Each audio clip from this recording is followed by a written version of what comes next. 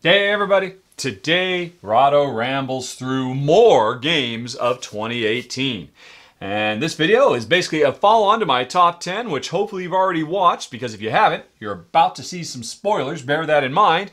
After summing up the 10 best, or at least what I think are the 10 best so far, I figured this month I would spend a little bit more time with y'all and talk about some other games, the ones that just missed, the ones I haven't played yet, the ones that fell off the radar, etc., etc. So, let's go on ahead and bring up my computer screen right here, and as you can see, I've almost finished uploading my top 10. Only 13% more to go, but that's not what we're here for. Hopefully this screen is recording successfully. Are you recording successfully? Yes, says it is. Alrighty, then let's go to ranked.rahdo.com. Oh, but no, let's not interrupt the upload. No.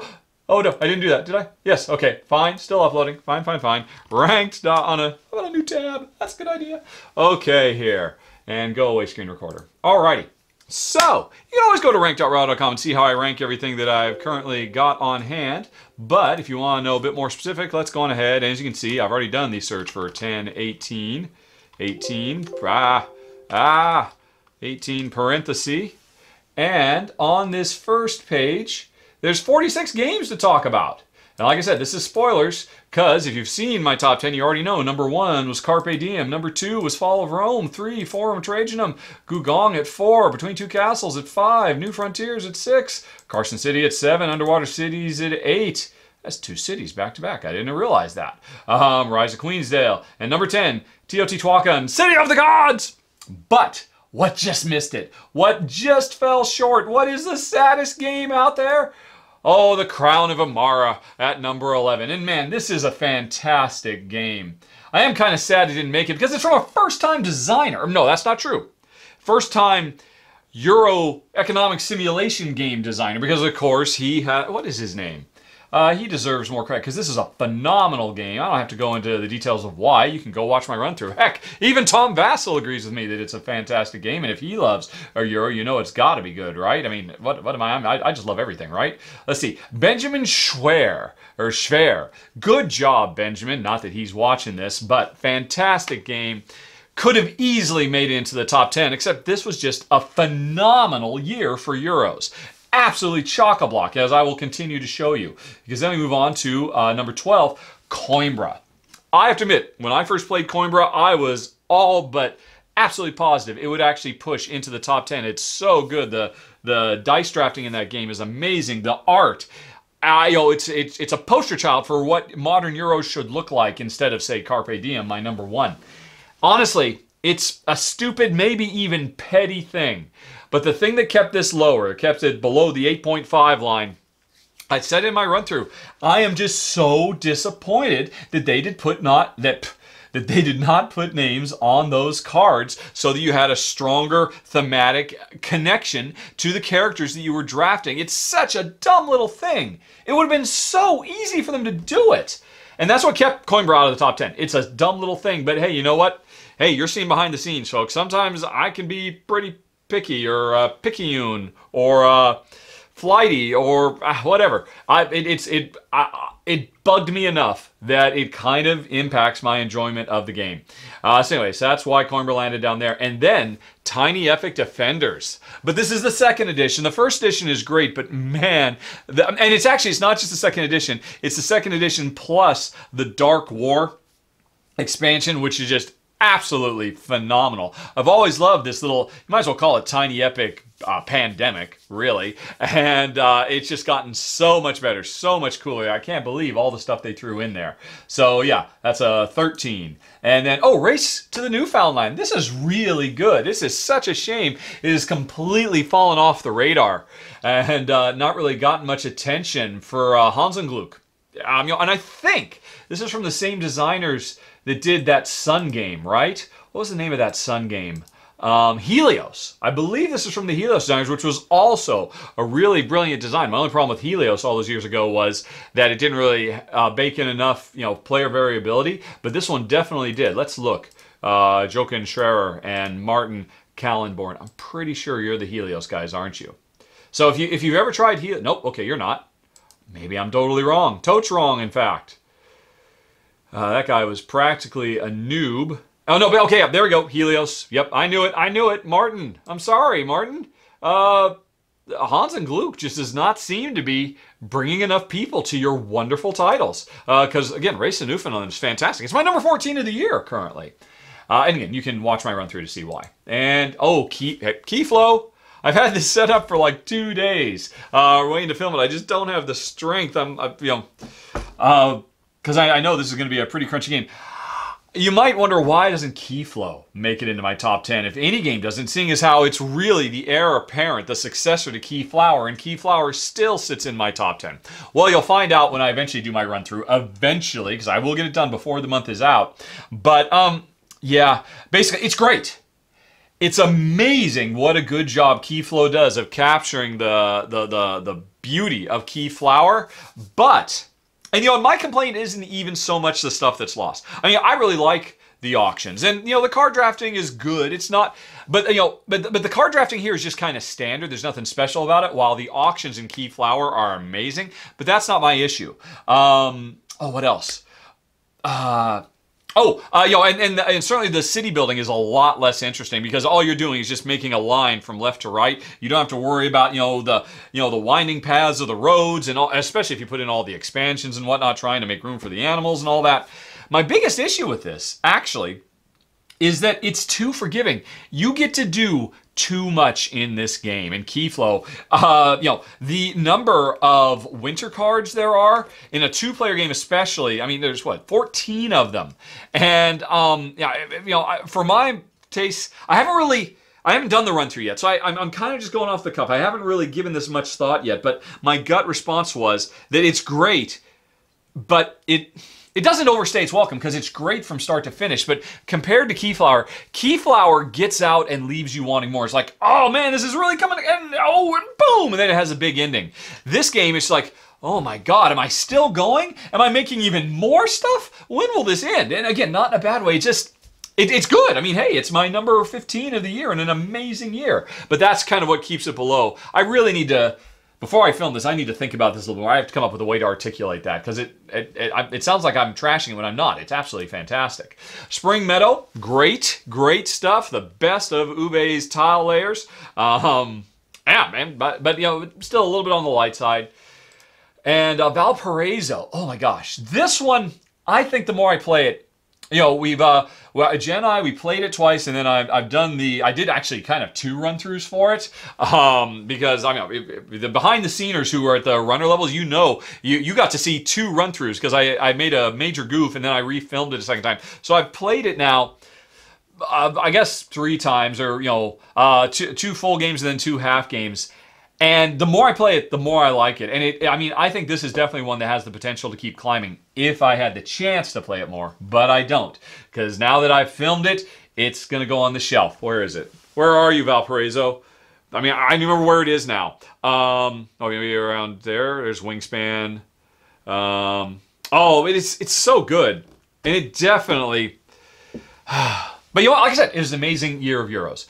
It can't all make the top 10. Forbidden Sky... Well, I know a lot of people really were disappointed by it, and I guess you could say I'm disappointed because, hey, it didn't rank above 8.5, right? Still, we think it's a great game, but yeah, does not, how's it compared to Forbidden, Forbidden Desert? Let's see, if I change my search to go to FORBIDD, let's see, or Forbidden Island, way down at the bottom. All right, 8.7 versus 8.3. Well, there you go. But still, really good stuff. Definitely a keeper. Yeah. Oh, Shadows of Amsterdam at number 19. Wow, this is really cool. It's funny. I didn't talk about this when I did the video. The first time Jen and I played this, we almost got into a fight, which was odd because Jen felt like I was making fun of her for not getting the clues and whatnot. Because, yeah, I can be a really... Jen's pet term for me behind the scenes is that I can be a sarcastic asshole, and I was definitely doing it, and I kind of pushed her up, but she was just under a lot of stress because there was a lot of other stuff going on. It's not a reflection of the game. We've since played it again, and we both agree it's really great. Boy, I'd love to try it in its proper party style, though, where it's actually 2 teams. But still, great game at number 19, right? And Railroad Inc., but this is for both. if I had to pick one, I'd pick red over blue. But the way I do my ranked, I have games that I've marked as I own. They appear here. And then I have game marked as pre-ordered. So if you look at my Railroad Ink Blue Edition, I've got it marked as pre-order because I don't want to have both of them in the list because to me they're one game. But so I don't like them being number 20 and number 21 since they'd be right next to each other. What's the point of that? So, but I put red in the list because I think it's the better of the two for reasons I talked about when I did the video. Spell Smashers. Have I done that video yet? Have I filmed it? Neat little fantasy. Yeah, I think I have. The runners have seen it. The rest of you haven't, but you'll see it before the month is out. Fertility. Yeah, this is really good. Really, really good stuff. Although, still, not upper echelon stuff, not top 10, but number 22, good tile laying game. It might also, if I got a chance to play it more, I wouldn't be surprised if it climbed too. But you know what, that is something I've learned about myself. The more I play a game, the more it climbs. That's probably true for every single thing on here. I just don't get to play these games enough. Strictly speaking, it doesn't matter because my videos are not about me playing the game enough to have a really in-depth, analysis of it. Usually I only play a game a couple of times before I film it. Sometimes I don't even play them once, just between you and me.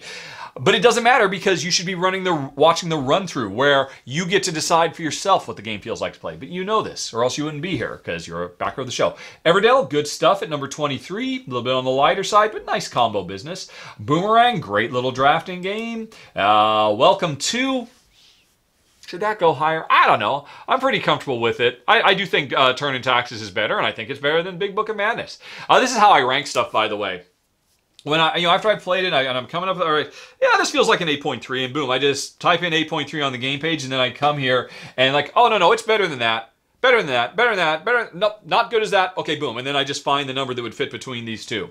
I probably put Welcome to, I probably just typed in an 8, and it climbed up, so it probably climbed over Carson City and Carpe Diem, and, but it stopped, it didn't climb over Turn in Taxes. That's a little bit of behind scenes how I rank stuff. I just evaluate them one at a time until it climbs, or, it keeps sinking until, nope, it's better than that, and then that's the number it gets.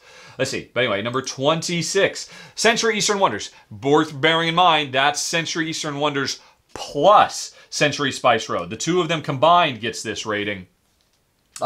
This would definitely be probably in the mid sevens otherwise, if it were just rating it by itself. Maybe this one should go higher. That doesn't feel high enough. That was a really great Tetris game. But, whenever I question myself, is it better than Ancient Terrible Things? No, it's not.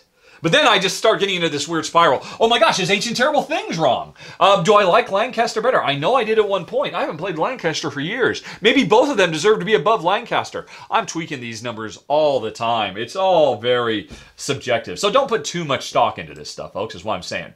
Let's see, moving on. Orbis. Xi'an is better than Orbis. Orbis is better than Captain is Dead. Right here, and Clank is better. Islebound is worse. Those 5, I feel, are correct. I would have to pull back and see if the rest are wrong. So I just have to trust that at some point, the whole thing, the 8s are the toughest, by the way. I would so happily just rate everything just an 8 and have them sorted alphabetically. But, people, I do this ranking so that it makes it easier for me to do top 10s because I can just at a glance see everything. And ask anybody else if they want to come along here. Mercator. Yeah, it's just an okay game, but, repurposing the Carcassonne Castle scoring track really brought this up significantly, but I'm happy with that.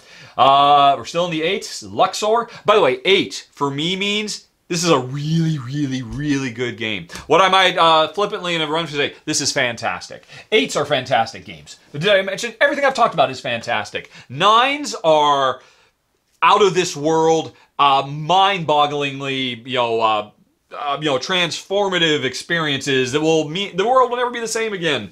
7s are good. Yeah, that's a good game. I liked it.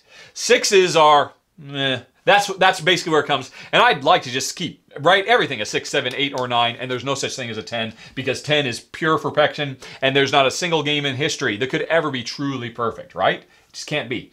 Anyway, let's see. So Luxor at number 30. Castell at number 31.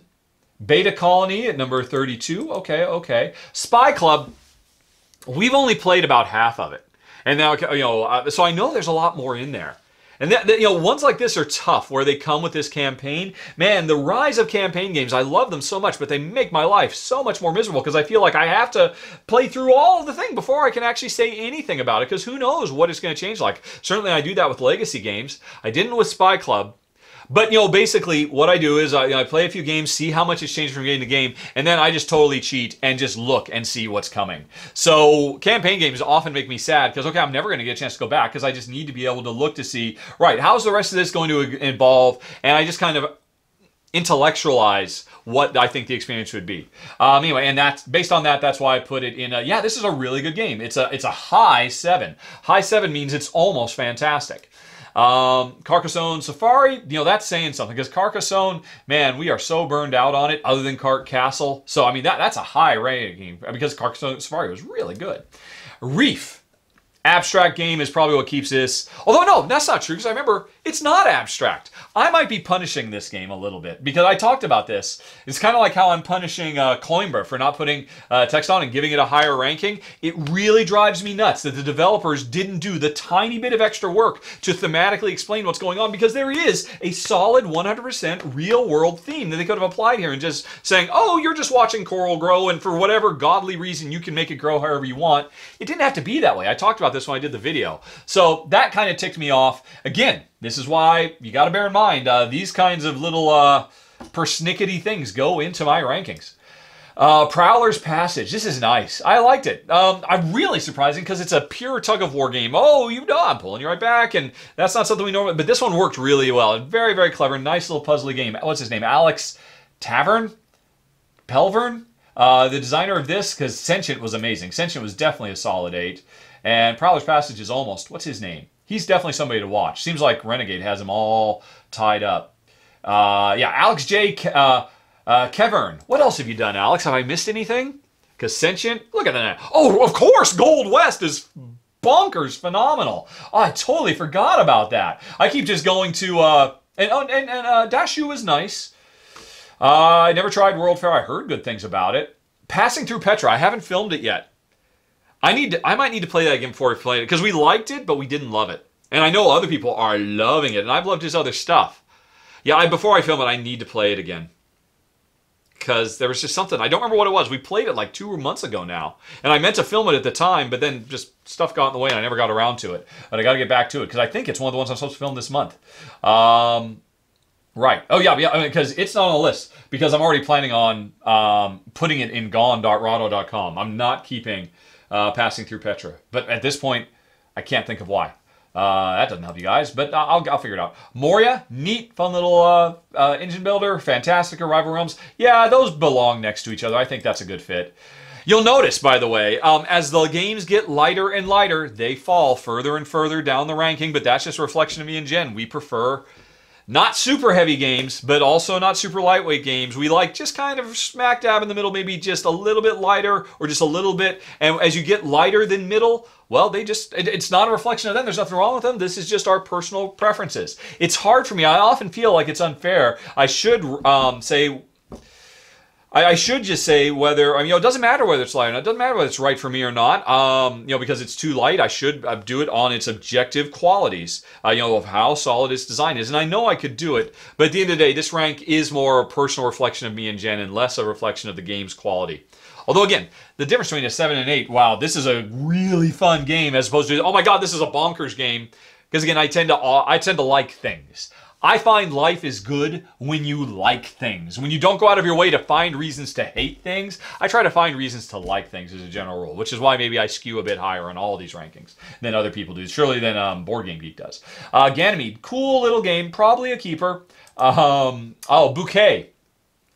This one is really getting, you can see, it's interesting, it's unofficial, but while I mostly care about 6, 7, 8, or 9, the 7.5 and the 8.5, that really is kind of an important divider for me, where things fall.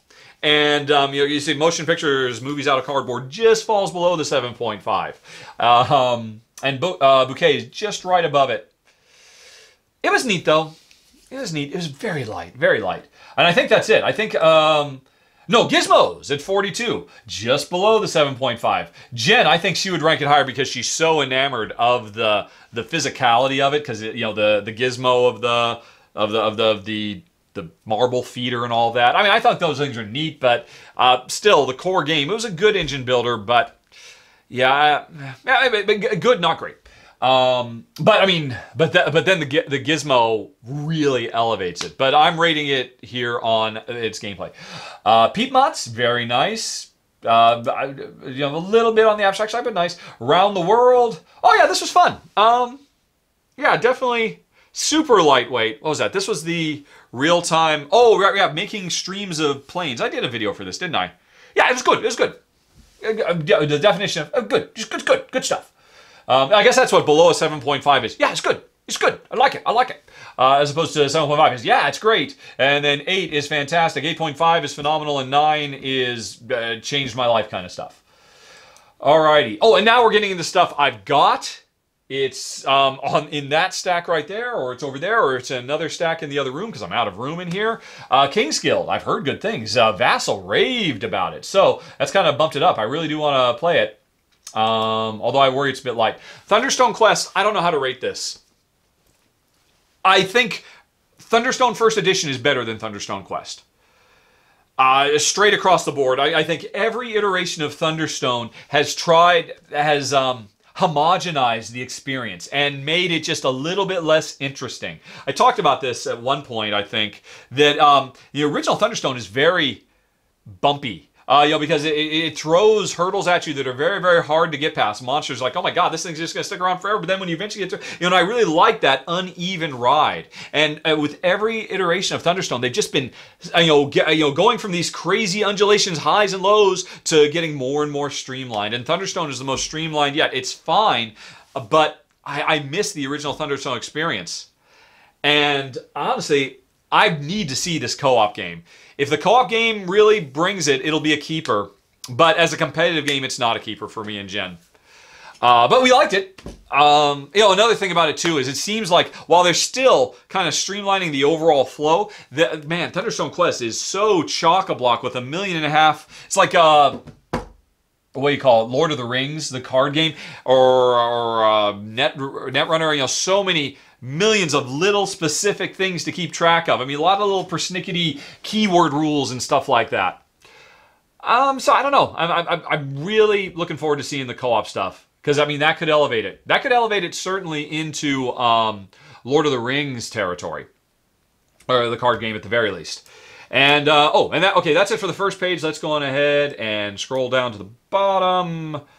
Oh, I'm done. This keyboard doesn't have a page up, page down, or a home. All right, so let's go to page 2, and this will be a few more things that, again, all right, search for 2018. Yeah, 18 more. Brass Birmingham. I've officially listed that I have Brass Lancashire as an owned thing, and ultimately I think I'd have Brass Birmingham listed as a pre-ordered. I don't know. I haven't, I mean, I've got both of the new ones. I'd really like to play them, but they haven't been a high priority because, of course, I did a video for Brass years ago. At the very least, I should do a, oh my god, look how beautiful it is, because I have opened them up, and oh my god, how beautiful it is. But I haven't made a chance to play them. I don't know how much Brass Birmingham changes Brass. If it changes it enough to where it feels like its own game, it maybe should be something I evaluate as a potential top 10 candidate. If it doesn't change it enough, then I would still consider Brass, I think it came out in 2007. I'm not sure. I think it was a 2007 game. Back then, 2007, 2006. And I'd still consider it to be that, which means no matter how good it is, I don't think, I mean, it has its chance to be in the top 10 of 2007. And if they don't radically change it, it shouldn't be, for just like a slight reskin, get a top 10 nod again a second time. But I haven't got a chance to play it. It's definitely one that I need to play because I'll probably try to reevaluate that come, April or May. Because if it's different enough, and Brass is amazing, and oh my god, the production is just insane. Same thing for the Grizzled Armistice Edition. How much did they change? I mean, yeah, those minis are ridiculous, amazing, lovely, gorgeous things. I'm sitting on my hands, by the way, because man, it's so cold in here. Oh, so very cold. There's a little corner heater over there, but it makes so much noise. I never turn it on because you'd definitely hear it in the recording. So I just, I'm doing a lot of this between takes and sitting on my hands and stuff like that. Because, yeah, I mean, we have central heating too, but if I turn that on, you'd hear it coming off of that, and it's got this little local heater. And plus, that heater doesn't really do enough. These two add-on rooms, they just stay cold no matter what. Because they were added on, I don't think that the central heating does anywhere near a good job. But that's okay. My energy keeps me warm. But the Grizzle, yeah, cool. But again, again, like Brass, I'm just not sure. And the same for Endeavor, by the way. I've got it. It's gorgeous. Haven't played it. Need to play it and see how much it changes to see if it gets to... because what was it? It's a 2010 game, I think? Maybe 2009? Should it also get a potential best of the year in 2018? Again, that just doesn't feel right to me. Not unless they radically changed it. And I don't think they did. I think they just improved and modified, but I'm not sure. Treasure Island. I'm about halfway through reading the rules for that, and I'm pretty confident it's going to be good. I'm not sure how good it's going to be for 2, though. It's clearly a party-style game, but we'll give it a try. And exit games, you know, I mean, these little standalone, you're finished in an hour. I mean, they can't make the top 10. The Ninth World, skill-building game for Numenera. I did not ask for them to send this to me. They had my address, and I just don't know. It's a deck-building game with auctioning stuff. I haven't heard good things. I tried reading the rule book, and it's horrible. Absolutely atrocious. Just god-awful. One of the worst rule books of the year, easily. I can barely bring myself to read it without falling asleep, and it's just tough to follow. So it hasn't been high, particularly because I did not ask them to send it to me. And they did not ask. They just sent it. And that happens sometimes. So, I mean, I'll get around to it eventually, but I just don't know. Subatomic. Yeah, I haven't loved his games. You know, what's his name? He's a really nice guy. So far, I think the problems I've had with him, they haven't been very good with 2. I think actually when Subatomic was on Kickstarter, I read the rules and said, dude, this is not going to be a good 2-player game. I'm not going to do it. But I made suggestions. You should really do this, this, or this. And he said, oh my God, these are really great. This is better than what the guy I hired to do the 2-player rules it came up with. I have no idea what he ultimately did, but he did send it to me, so I'm interested in trying it. I don't know.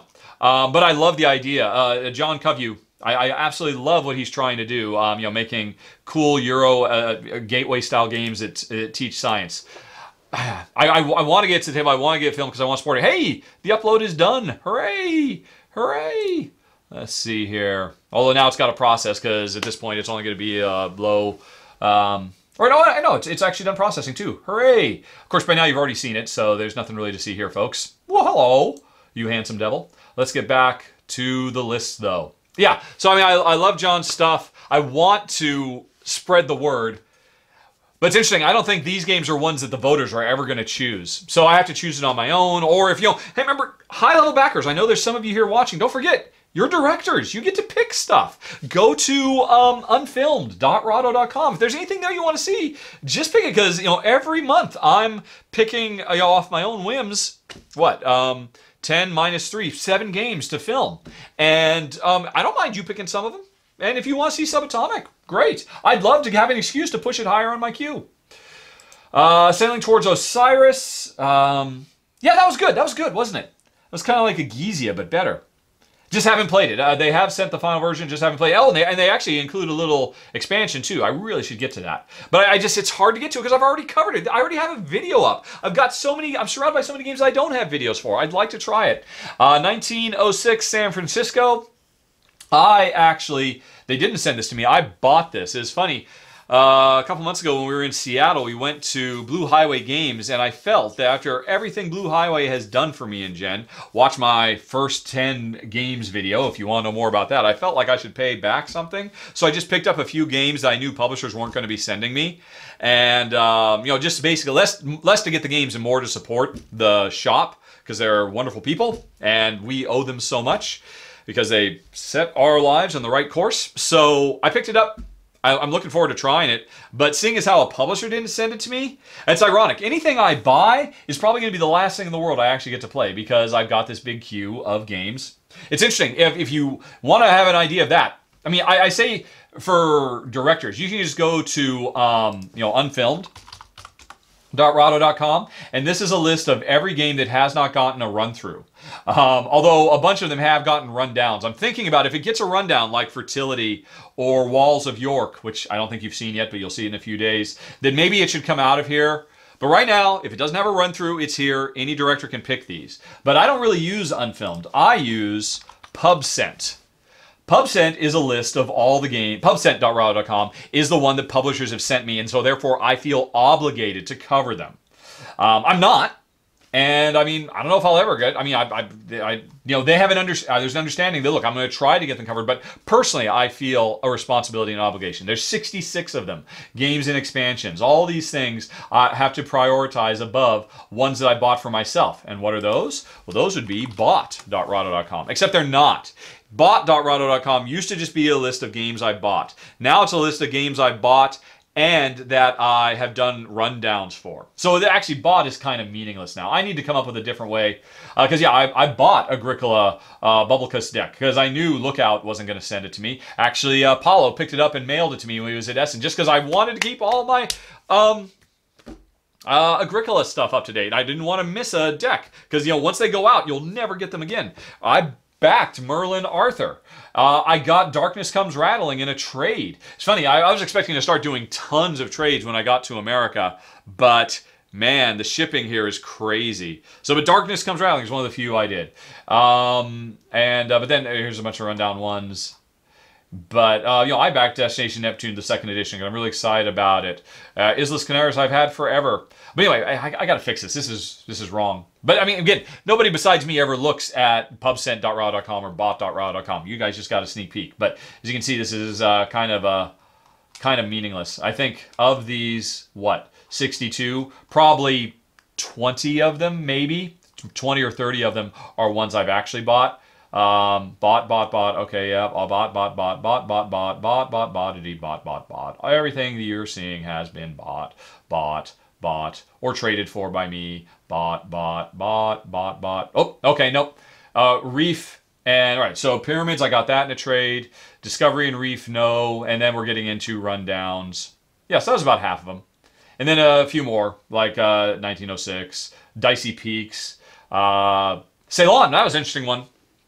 I did buy that, and I have done a video for it. The reason is because we were so unhappy with Ceylon, I wanted to get rid of it, but before I wanted to get rid of it, I did want to film it, because I was so excited about that game. That's one of the few ones where I broke my rule. I bought it. I shouldn't be covering this before another thing, but I was so excited to give it a try, and then we were so disappointed. So it's on my get rid of pile. Although I don't know how to get rid of them. Actually, I do have a plan. There's a board game store in Portland called Guardian Games, and they'll just take any game, provided it's not a piece of junk, and just put it on their consignment and sell them for, I guess, you know, not too far below retail, and then I get like 25% in store credit or something like that. So I'm thinking in the new year, there's like, what is there? Probably about 30 games over there you can't see that I'm probably just going to take down there, say, you guys do something with them, and hey, and I'll be able to use store credit to buy some more games I'll never get a chance to play. Feeding the beast. Alrighty. Anyway, though, hello. Sorry, that's, alright, so San Francisco. Passing Through Petra, I talked about that a little bit. Manitoba, that's one that's been sent to me. I definitely need to play that. I'm hoping to get that covered in January. I'm a little scared about that one, though, because of all the brouhaha about how the blatant cultural insensitivity the DLP expressed, and I feel like I'm going to have to talk about that because it was such a big deal. It actually made the news in Canada that, you know, this game just completely screwed the pooch. But I don't want to talk about it because I know how every right-wing, what are they called, rude boys, you know, are just going to come out of the woodwork and try to, just make my life miserable again. Oh, it's just going to be freaking, can't think of it, 5 Tribes all over again. But I still got to cover it. Maximum Apocalypse, they sent me that without asking. I have put it on. I don't know. I didn't ask for that. There's no way in heck. I mean, I believe it's a dice rolling, card driven dungeon crawl in a post apocalypse. Probably no way we'd ever like it. They shouldn't have sent it to me. They sent it because they were sent me a prototype for Set a Watch, because I was very interested in Set a Watch, and Set a Watch was very good. And they figured, oh, hey, we got this. Let's just throw it in the box for Rahdo. I know they thought they were doing me a favor because they like the show and they're a fan. And I understand that. And I understand that I'm not obligated to, but I still, it weighs heavy on me. Dicey, very excited about this. Although I don't think you guys are excited about it, so it might take a while before it gets to the table. More exit stuff. The Boldest, very excited about this. The Boldest might make it into the top 10 because Sophia Wagner, I was super duper impressed with her. What was it last year? Oh, I can't think of it now. The Floating Island in the Sky game with the really cool dials. What was that? It was so awesome. Noria, I don't have to look it up. And I was just disappointed because my guess is her original design was better before the designers ripped it all out. I'm hoping with Boldest, they stuck to her original design and didn't second guess her and try to streamline it and make it more of an accessible game. I'm hoping for a crunchy Euro from a very smart lady who I think is a sharp up-and-coming designer. Let's Make a Bus Route. I got that in a trade. Very excited about it. Globe Twister. I'll probably get a rundown done for that in January. Again, it's one I don't expect you guys are going to be very excited about, but I'm really keen on trying it. It looks like fun. Talked about Darkness Comes Rattling a while ago. Lucidity. Six-Sided Nightmares. I told them no. Wasn't interested because Jen would hate this theme. But ultimately, I forget what it is. The publisher of this is making another game that I thought, oh, that one actually sounds pretty good. I'll cover it. I read the rules. I thought this will be nice. I'll cover it when it comes on Kickstarter. And so they sent me the prototype, but they also sent me Lucidity because I needed the dice from Lucidity to play the other game. Who is it? Is it Foxtail? I'm trying to find what the other game is. Lucidity. Yeah, Runica. So I've got the prototype for Runica, and I'll be using the dice from Lucidity in Runica. Because, you know, they're the six-sided elements instead of the six-sided nightmares. So that's a really interesting thing. If Runica's really great, maybe if Jen loves it, we'll try Lucidity. I don't know. But yeah, Jen just doesn't like the dark stuff, the get under your skin stuff. The stuff that actually literally could make her lose sleep. Because, you know, Jen and I, we both have super active imaginations, in case you hadn't noticed, considering how quick we are to put theme into Euros. So me, I mean, I can absorb and I love all that, but Jen, it's why Jen can't watch scary movies or discomforting movies or unsettling movies, because she literally can't sleep. It just literally haunt her, and Lucidity might too. I don't know. Anyway, so it looks like, yeah, 332. So that was it for rank.rahdo.com. There are a bunch more 2018 games, but hey, folks, we're not done yet. Let's keep going. Let's go to my wish list, shall we? My Geek wish list, because I did this in prep for you guys. Remember how I said in the top 10, I've already talked about a couple games that maybe could push into the top 10 in April and May. There are a boatload of games that I have not gotten, that I don't know if I'm going to get. In years past, I would have picked up all of these games at Essen because the publishers don't mind handing me over one when I'm physically there. But it turns out now, if they have to send it to me, they really start, I don't know. We'll see if we'll get them or not. Let's see. So wish list item number ones are games I must have. I absolutely must have the final, these legacy games. The next game from Lion Locket. Deckscape is amazing. Someday Fresco, the card game, will come out. The next game from Pearl. These are, Machikoro Legacy, Project Elite, Glenmore 2, Clank Legacy. The potential final story of Time Stories, who knows? So those are all must-haves. Twa 2, no, because this is a print and play. I'm not going to print and play it, but man, if somebody out there were to print it up and send me a copy, I so want to play it. I just don't have the time or the wherewithal to do a nice printout at a local print shop and get it cut up, and I don't know what all has to be done. Particularly because apparently the gameplay of it is going to get transcribed into a new Twa. That's going to be something other than Twa 2. But yeah, I'm still excited about it. So that's kind of weird. But okay, everything. Normally, wish list level 2 means things, ones are, I know I will have it. Twos are, I know I would love it, and I'm going to try to get it, but I don't know. Threes, but I don't know if I'm actually going to be able to get it. Okay, I'll come cook or high water, but I do really want to seek it out. It's just kind of, it's a pretty subtle thing between 1 and 2.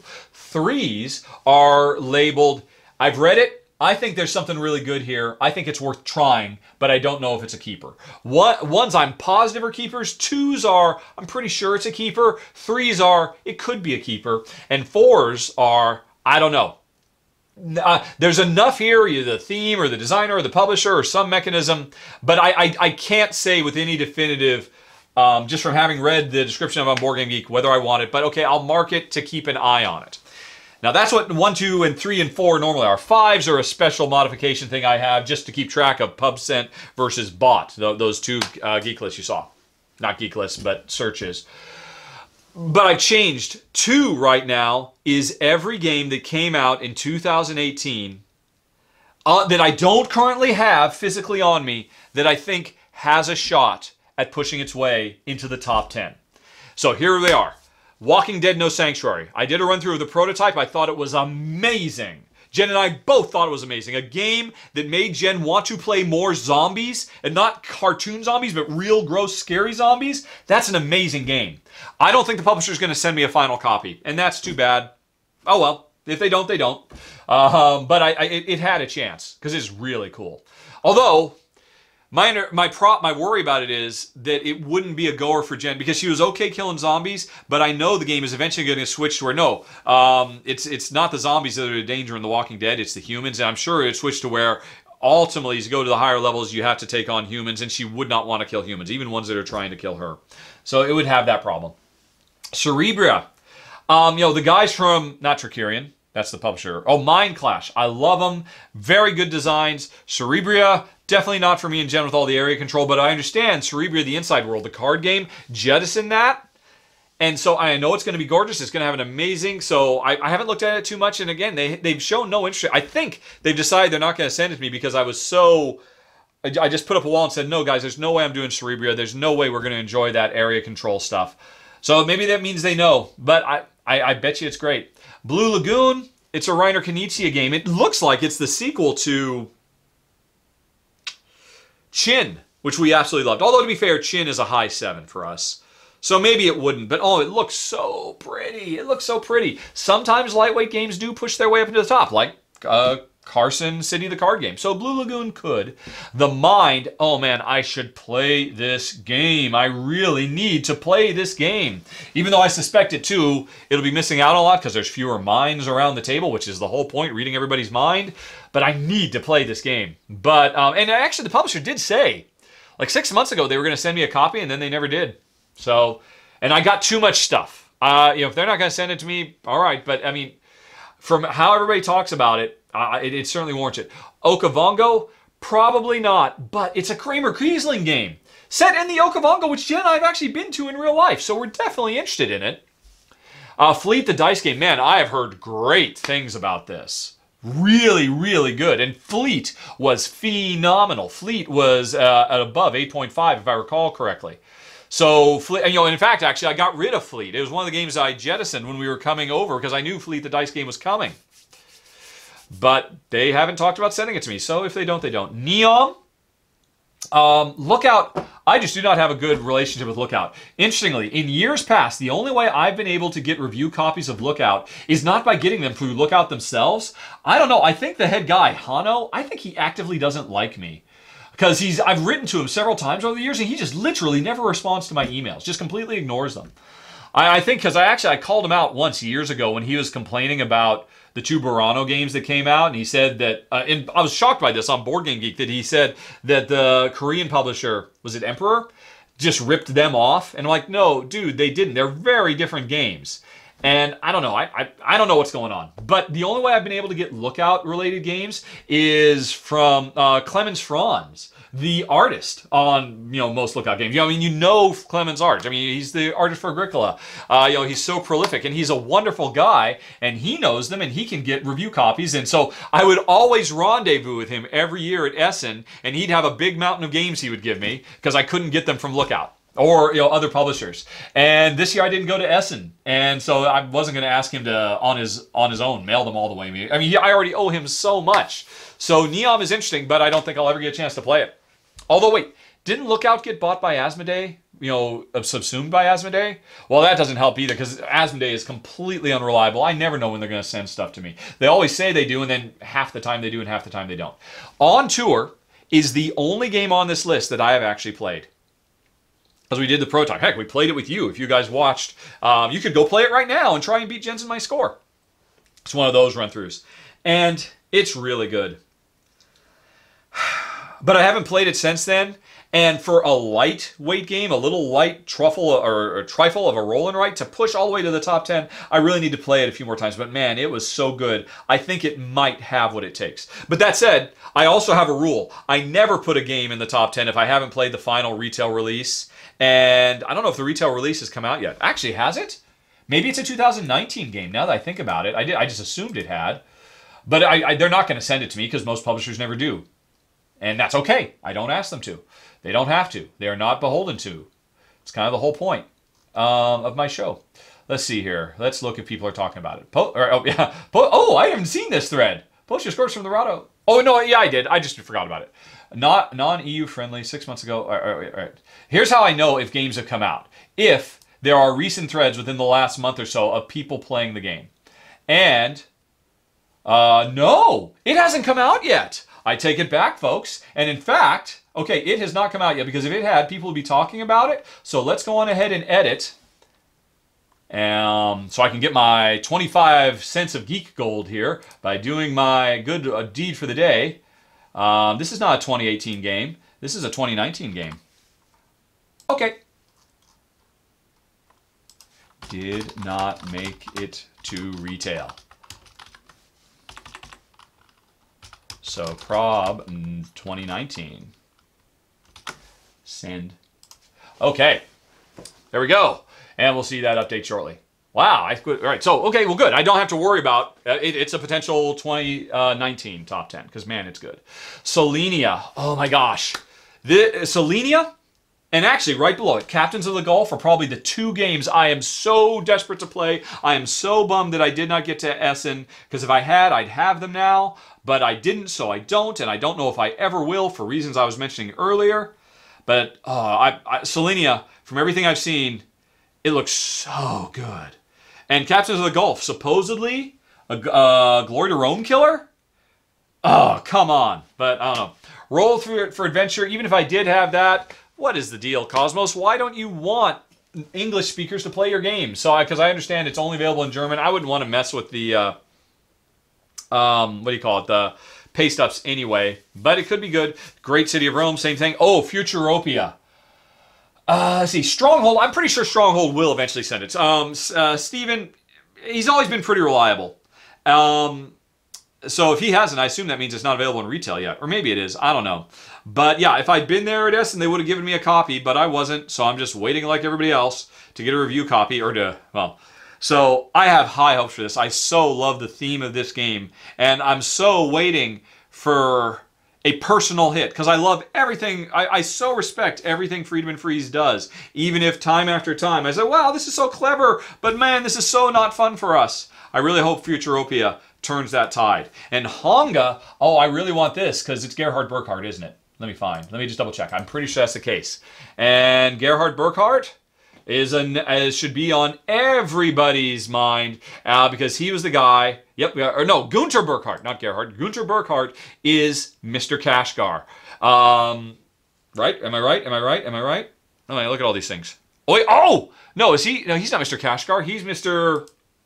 Oh, what do you call it? Sansushi. And Ulm. Oh, that's right. He's Mr. Ulm. Mr. Ulm and Mr. Ceylon. That's why it's on my list. Ulm was so amazing. I don't know if Honga will. Who did Where is it? I know you're around here somewhere. Kashgar. I know you're around. All this stuff is completely nonsensical. All right, I'll worry about it later. But anyway, Honga because of Ulm, because I loved it. It made my top 10. Thunderstorm Quest, I was talking about this earlier. I can't say if it's in the top 10 until I play these co-op modules.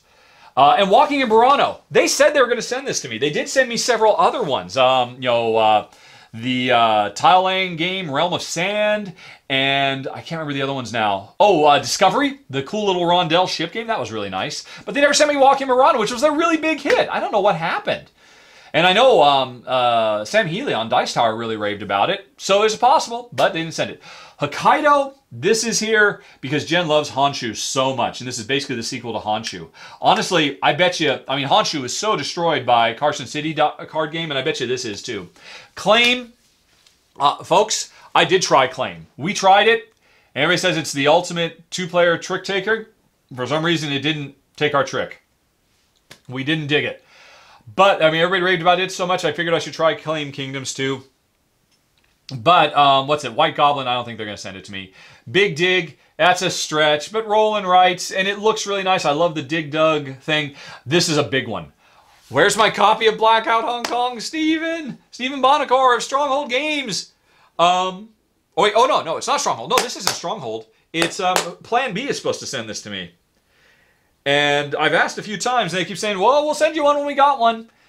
And at this point, I'm not going to see it for I don't know how long. C'est la vie.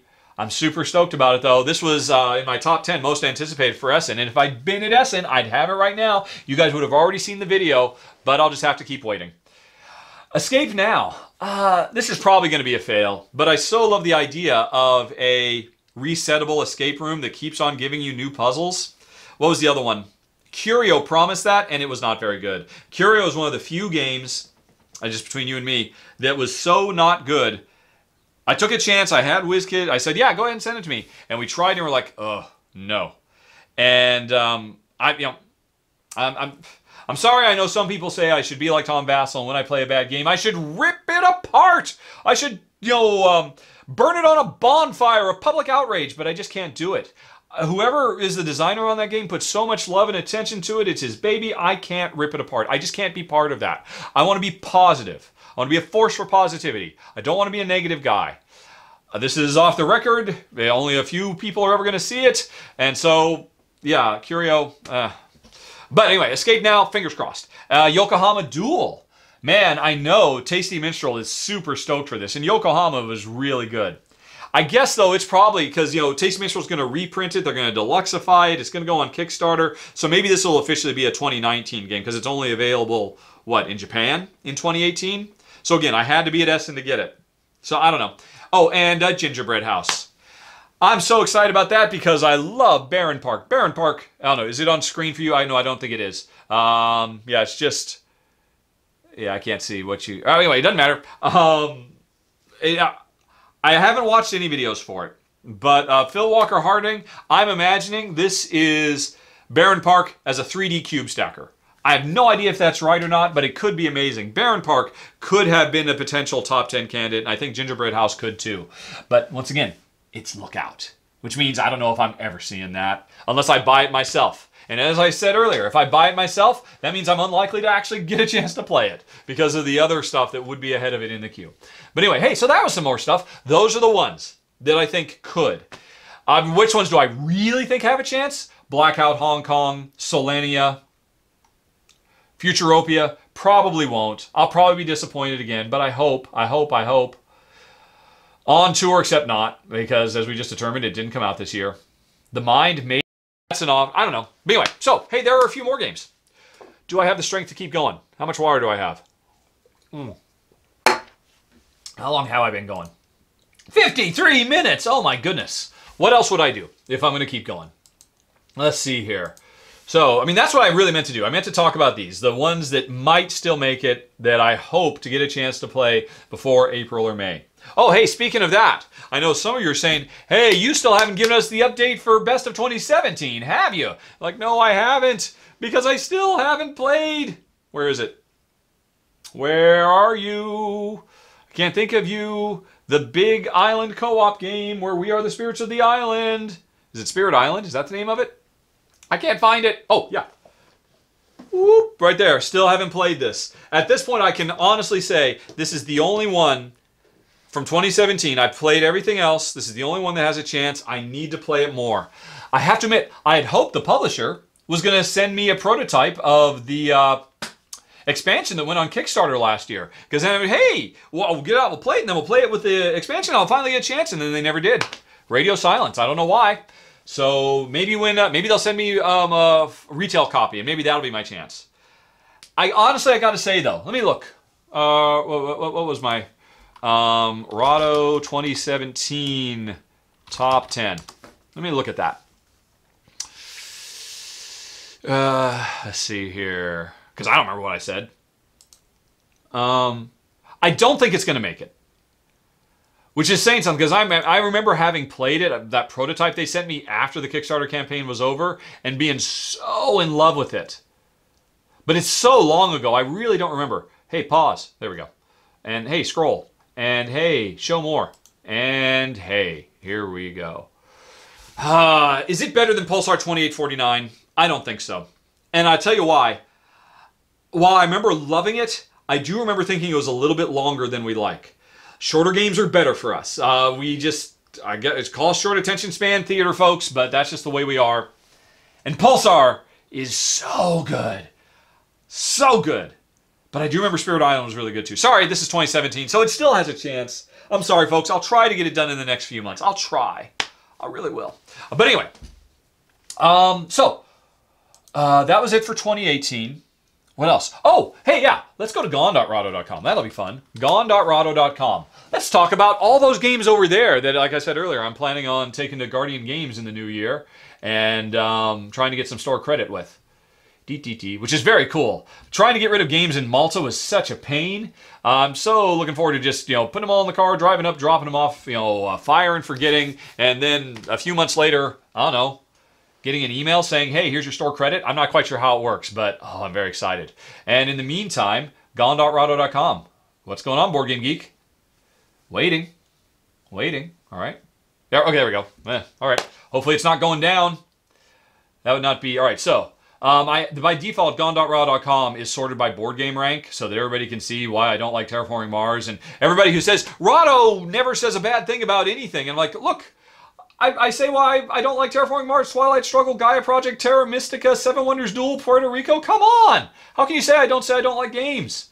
But that's not what we need. We need to sort by last modified, because the most recent things I've gotten rid of... Oh, but it's always backwards first. Why does anybody ever want it backwards? Or forwards? All right, there we go. Now let's do a search for 2018, Bing. And let's sort back over here. And okay. Walls of York. Neat little game, but it's a gateway. Too light for us. You'll see a video for it soon, if you haven't already, because I think the runners have already seen it. Dulosaur Island. Oh, I talked about this a little bit in the comments on Patreon, because somebody asked. This is not a good game. We've tried a couple of times, and the I split you choose in this game, it is dire. I think it is very ill-considered. And I honestly think there's a good game there. The bones, the skeleton are good, but we hated the I pick you choose on this. And so I figured, okay, I'll try to play it co-op or solo. But the rules are so poorly done. Go on to Board Game Geek and look at how many millions of questions people are asking about the solo. I just couldn't do it. I put in a lot of time on trying to get Dulosaur Island played, which, by the way, is a game I did not ask them to send. They sent it without asking, along with the expansion for Dinosaur Island, which I'm already. I mean, I didn't ask for that. I don't have Dinosaur Island. We didn't keep it. I don't know why they sent it. But anyway, yeah. So Dulosaur Island. Wow. Yeah. What did I say? I said the content fell flat. Okay, that's about as harsh as you're ever going to see me in real life in a public forum. It fell flat with us. That's code for me saying, yeah, it's not good. And maybe I should be, but again, I just don't want to be cutthroat. Alrighty, Rakehold. Yeah, it was good. It was good. I think, oh no, the runners have seen it. You got, mainliners haven't seen it yet because, it's waiting for Paolo. Yeah, no, I actually talked at great length about what our problems were with it. I mean, it's a good game, just not for us. Quacks of Quinlanburg. Same thing, just super lightweight, too fluffy, and the ratio of risk-reward is off. Detective. We have played about halfway through the first mission, and Jen hated it. Hated it, refused to continue. And so I've got to finish it on my own. I got to keep on playing solo, because I got to play through at least one mission, and maybe a little bit of the second one, or at least read the second one.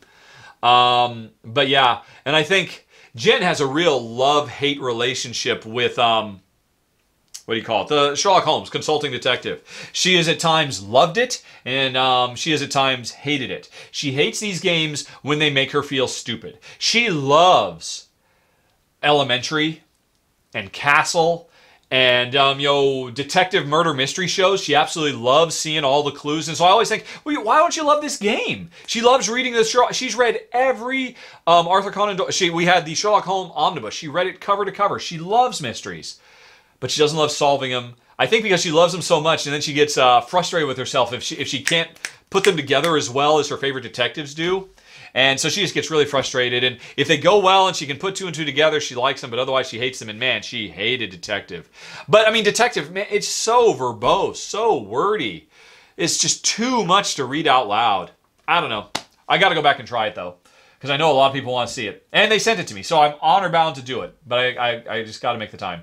The Reckoners, good stuff, but so many better co-ops out there. Lucky's Misadventure, why are there all those screw you cards in there? So dumb. River, Too Light. Nemeton.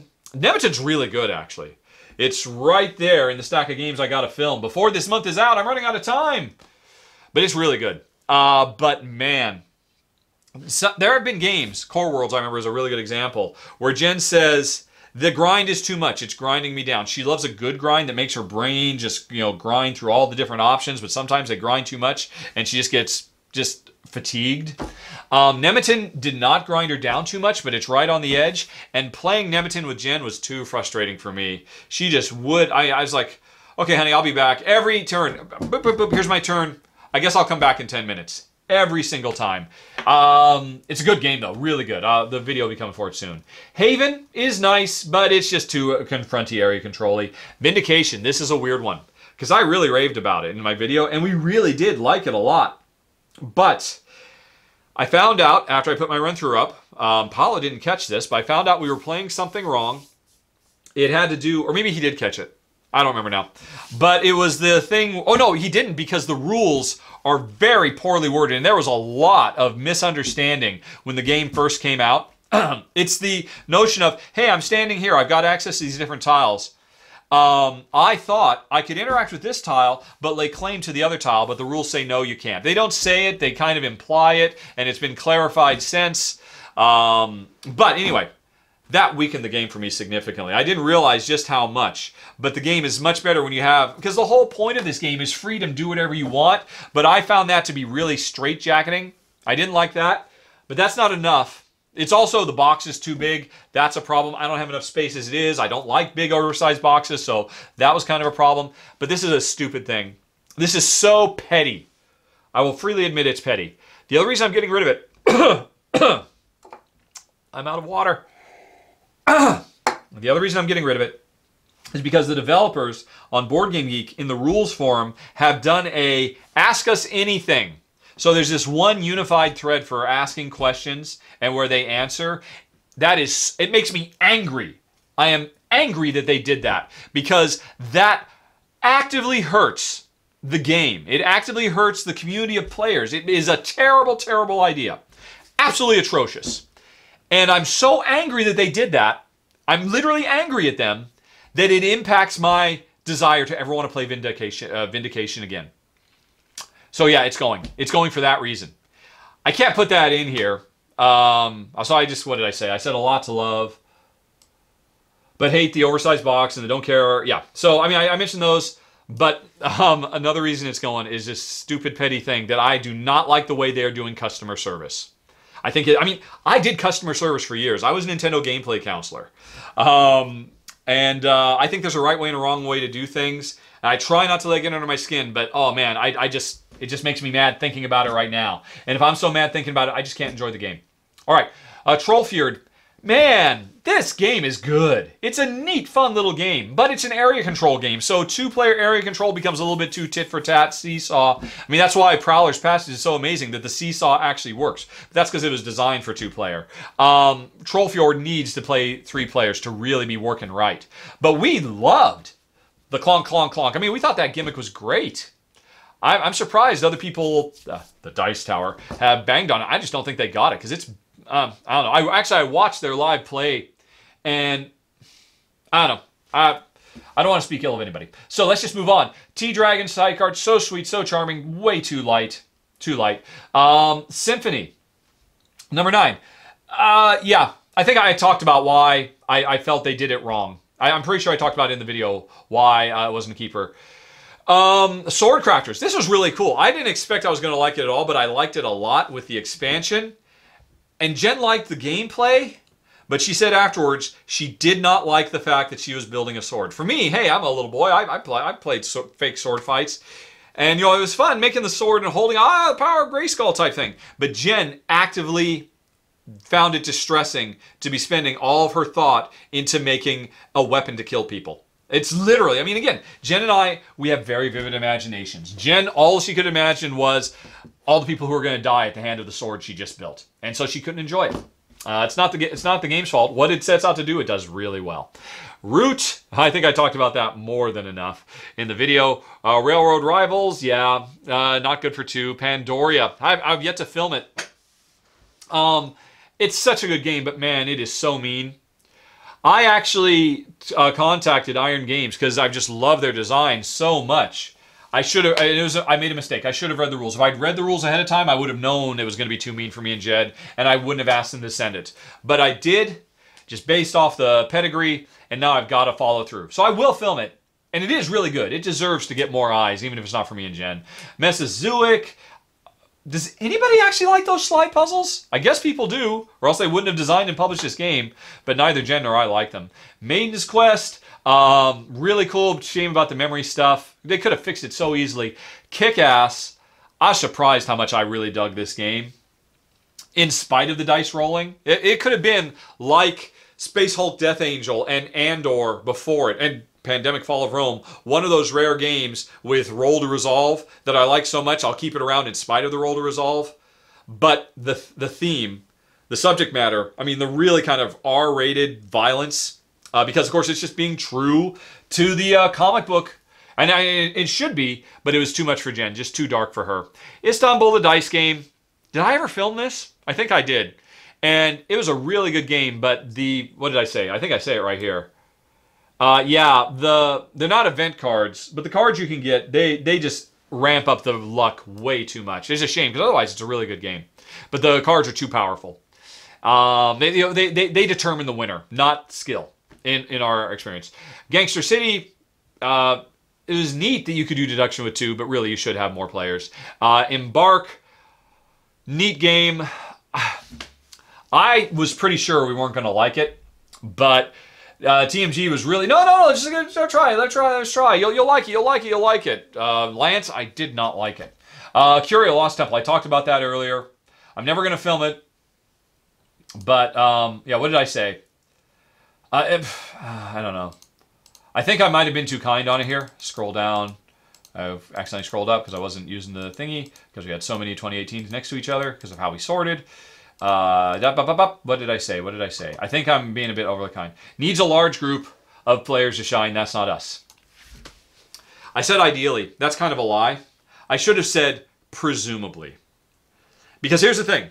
It's terrible as a 2-player. It's absolutely awful. It should not be marketed as a 2-player game. It is actively lying when it says 2-2, whatever it says. I've only played as a 2-player game. I really did want to try it with more. It could be good, but it was so bad as a 2-player game. And I'm just hypothesizing that there's no way it could be worse. It's got to be better with more than 2. So I kind of skirted the edge there a little bit. Because again, I just don't want to be mean. I don't want to rip it apart. But it was a terrible 2-player game. I wouldn't be surprised if the designer would admit that. And it was just the publisher saying, look, we know 2-player is a big deal. Let's just put it on the box anyway. I don't know. I have no inside knowledge on that.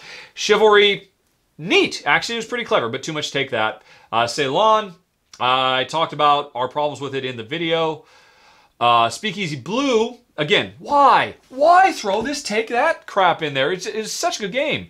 Newton, another one of those baby step games. Jen didn't like it. Lost City Rivals. Again, Cutthroatedness, Ghost of the Moor. Too much luck, too lightweight. But actually, it was actually pretty good, but just too luck swingy. Blossom, so lightweight. They just kind of threw that one in because they sent along the K2 expansion, which was what I was really excited about. And yet I haven't actually gotten a chance to play that yet. Alrighty. Let's see. Then we got to skip down a bit more. Oh, the Penny Papers. Don't get me started. Why did they put that cutthroatedness in there? Dark Souls is good. I loved. It's not deck building. I actually seriously considered putting Dark Souls on my top 10 deck builders the other day because the deck construction is so good. But, and the combat wasn't bad as a 2-player game, but I could see how it'd be so much better with more. And I think they should have done a little bit more work to make the 2-player as good as it would be with higher player counts. Penny Papers again, Way of the Panda, it's okay. It's good, but not as a 2-player game. Space Base, it's funny, when we got this, we actually played this a fair bit, and the more I played it, the less I liked it. Although, actually, to be fair, I always just thought it was kind of... Jen loved it. Jen really... I take back what I just said. I always just thought it was okay. But Jen, right from the get-go, really loved it a lot. And I thought, why would we play this when we could play Valeria? Valeria is so much better. But it's okay. It's good. But it could have been so much better with just a few simple little rules tweaks. Very simple stuff. I talked about it in the video, I'm pretty sure. But Jen really liked it. But because of a weird quirk of circumstance, we were in a situation where for a while, that was the only game we had. We only had a couple of games. We were playing a lot of that. We were playing a lot of Queensdale. So when we first got to the UK. And so we played it. And Jen really loved it. But the more we played it, the more she realized, she came to agree with me that it is just, it starts out as a snooze fest. It takes half of the game before it gets going. And you should start in rock'em sock'em full speed. And so, yeah, it was gone. And Barbarians the Invasion. This is really good. This is a good worker placement game. But when we got the final version and Jen saw all the bikinis, and I'll be honest, and I saw all the bikinis, it was too much. It was a little disgusting. The misogyny on display. It is too bad. I mean, both Jen and I, we can handle a fair bit of chainmail bikinis. We got no problem with it. I mean, we don't like it, but we generally don't have a problem with it. We just accept it. Oh, look, it's just for 13-year-old boys. Fine. Titter, titter. I'll just put it aside. But Barbarians, it just went so above and beyond. It was so crazy. In good conscience, I just couldn't. And Stuffed Fables. Oh, if I had kids. If only I had kids. Not that I want kids. I don't like kids. But if I had kids, that would be... it deserves to be in the top 10 of the year. It is so good. But only if you've got kids to play it with. Okay, I think that's it. Yep, I don't see anything more. Folks, what are we at now? This is crazy. Crazy, crazy, crazy. An hour and 11 minutes.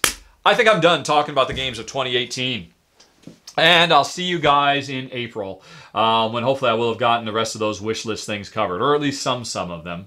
I don't know. And in the meantime, see you next month for another Ramble. Thank you, everybody, as always, for supporting the show. This Patreon thing was a real gamble for me and Jen. Jumping in the great unknown. I knew we were going to drop. I mean, that was just a given. But still, enough of you have said, all of you, and more besides, who, plenty of folks who back me who will never even care about watching this video. They just back because they like me and Jen, or as people, or they like the show or whatever. You guys, we owe you so much. You have... I wasn't prepared to say anything, so I'm not going to get all particularly schmaltzy, but, I mean, you make our lives better. And I never forget it, and I so appreciate it, and I try to do the best I can for you, and I hope you're enjoying the show, and thanks again for watching. Have a very nice day. Talk to you later. So long. We synchronize this so I can close both at the same time. Bye-bye.